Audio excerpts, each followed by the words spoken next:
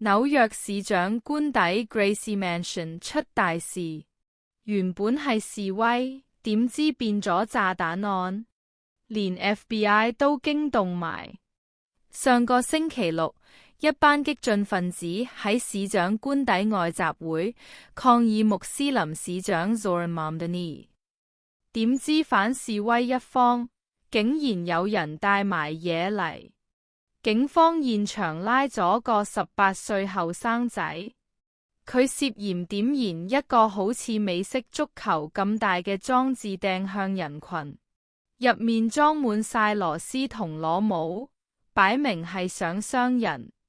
拆彈組證實呢件係簡易爆炸裝置 IED， 有致命威力。好彩個火最後熄咗，先冇釀成慘劇。目前反恐特警組已經接手調查。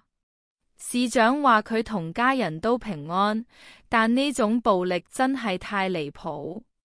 你點睇呢件事？留言話我知。想知紐約最新消息，記得 follow我紐約與你，下次見。